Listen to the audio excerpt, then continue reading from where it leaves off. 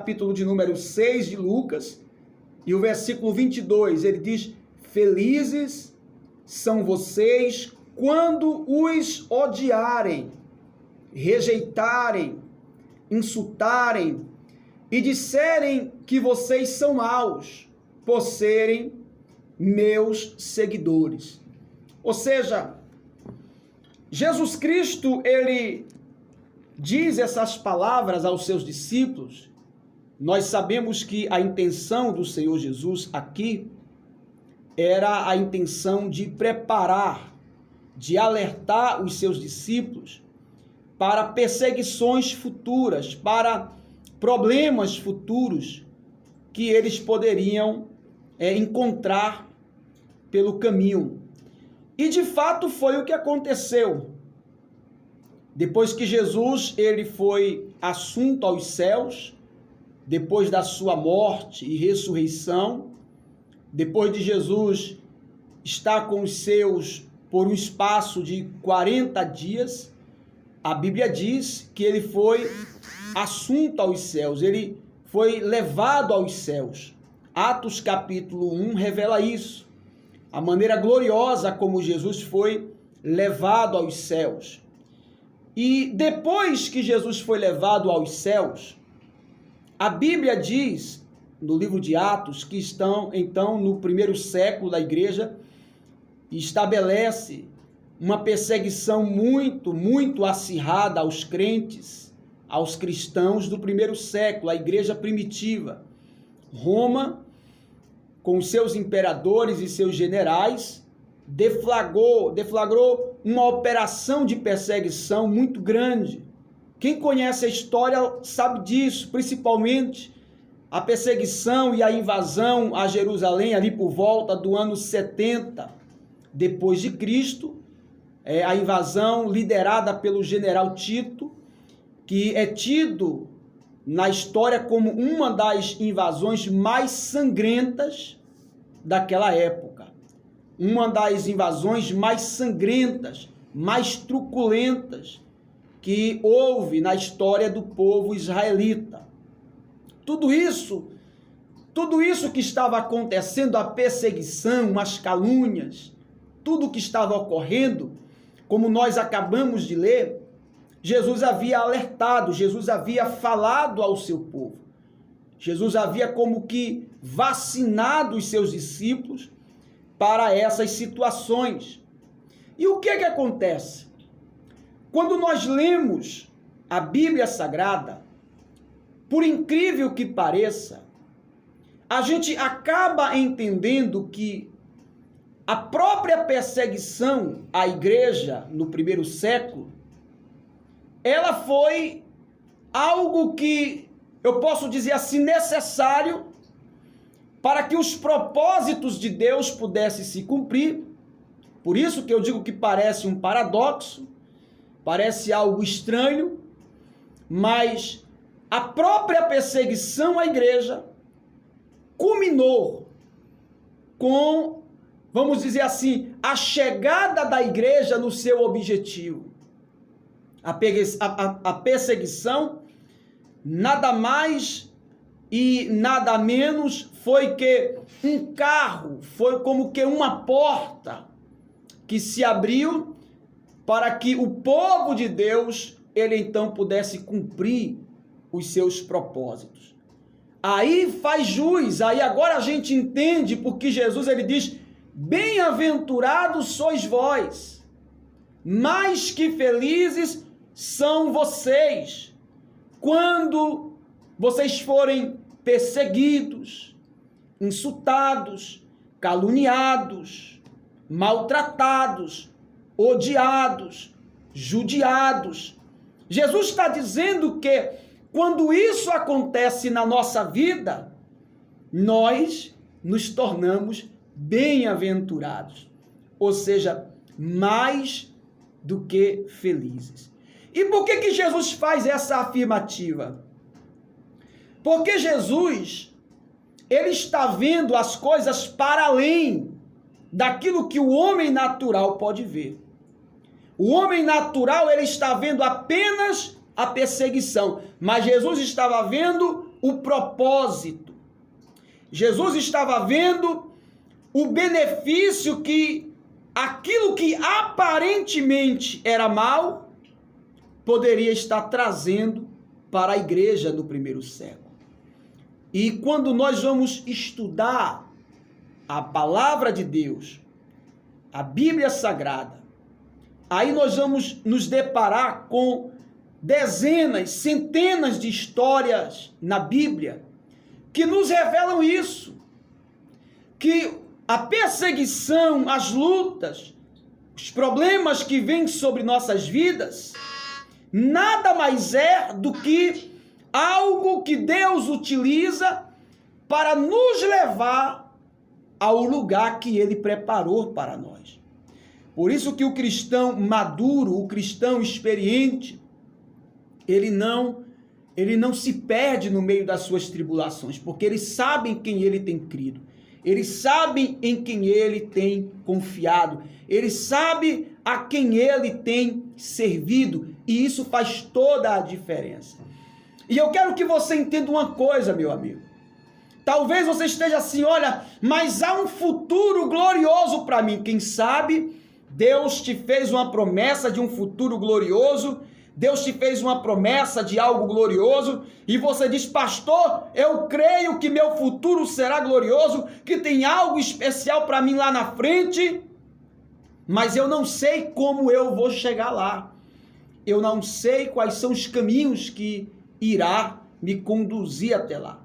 Normalmente, os caminhos que vão nos conduzir ao centro da vontade de Deus, ao centro do propósito de Deus, são os caminhos das aflições. Por isso que Jesus diz, vocês são bem-aventurados, vocês são mais do que felizes, porque para o homem leigo, o homem carnal, o homem que não é espiritual, para ele a aflição, a tribulação é só angústia, é só, como dizem lá fora, é o karma que está se pagando. Mas para o homem espiritual, ele sabe que a aflição, a luta, a batalha está conduzindo ele para o propósito de Deus. E você precisa enxergar as suas guerras nessa perspectiva. Porque quem fez Davi não foi o palácio, mas quem fez de Davi um grande homem foi suas batalhas.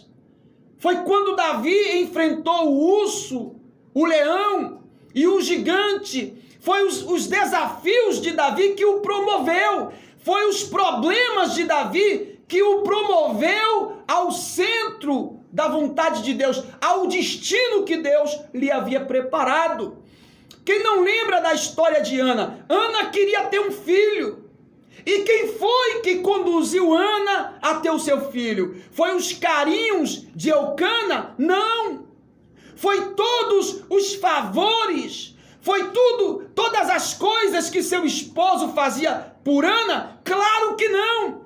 Mas o que conduziu Ana ao destino dela se tornar mãe foi a perseguição de Penina. A Bíblia diz que quanto mais Penina a perseguia, mais ela corria para o altar do Senhor. Quanto mais Penina a humilhava, mais ela buscava o Deus Todo-Poderoso. E foi no altar, foi buscando a Deus, que ela teve um encontro com o seu destino e ela se tornou mãe de filhos. E ela pôde cantar o cântico dizendo que Deus, louvado seja o Senhor, aquele que faz da estéril mãe de filhos. Ou seja, quem levou Ana ao destino de ser mãe foi Penina. Foi a perseguidora, foi a insultadora, foi a caluniadora, foi a zombadora. Você precisa entender isso. Quem levou Davi ao palácio foi o próprio Golias. A Bíblia vai dizer que quando Davi enfrentou Golias e venceu Golias, o seu nome se tornou notório, a sua fama correu por todo Israel, de maneira que o próprio Saul o convidou para estar com ele no seu palácio. São as guerras que nos levam ao nosso destino. São as batalhas que nos levam a viver as promessas de Deus. Talvez você esteja esperando que você chegue ao seu destino, sabe? Olha, vivendo dias tranquilos. Ora, você pode até chegar lá assim, mas eu quero lhe dizer que, via de regra, não é assim que acontece. Jesus, até o próprio Jesus, ele chegou ao seu destino tendo que enfrentar o desprezo, a humilhação, a calúnia, a condenação, a via dolorosa, a cruz, os pregos e os cravos e a coroa de espinho. Jesus, ele encontrou-se com o seu destino, o destino de remidor da humanidade, de salvador da humanidade, pendurado numa cruz. Ou seja, a luta de Jesus, o sacrifício de Jesus, foi quem o conduziu ao seu destino de glória. Você precisa compreender isso. Você precisa entender isso para que você não se desespere diante desse problema. Ora, meu querido, presta atenção. Nenhum avião, escreve isso para você nunca mais esquecer. Nenhum avião decola quando o vento lhe é favorável. Você precisa entender isso. Nenhum avião decola do aeroporto quando o vento lhe é favorável. Avião só decola quando o vento lhe é contrário. É a lei da física. O vento precisa estar soprando o contrário para que o avião ele possa decolar, para que ele possa subir. É assim que acontece na tua vida, na minha vida. Às vezes o vento precisa soprar contrário para você decolar, para você subir. Às vezes Deus precisa te arrancar da zona de conforto. Às vezes um problema, uma luta precisa vir de encontro à tua vida para você sair da zona de conforto e alçar voos para o destino que Deus te preparou. Você precisa entender essas coisas, porque é assim que é a vida. São as lutas, são os problemas que prepara o homem para o trono, para os lugares de destaque. Eu desafio você a sentar com qualquer homem nesta terra que hoje esteja ocupando um lugar de destaque, um lugar de honra. Eu desafio você a encontrar alguém nesses lugares que não tenha passado por aflições, que não tenha passado por decepções, por traições, por abandonos, por dificuldades. Eu desafio você. Quando você vê qualquer pessoa ocupando lugar de destaque, não despreze, porque por trás tem uma história muito profunda, de muitos problemas, de muitas aflições, de muitas guerras e de muitas batalhas.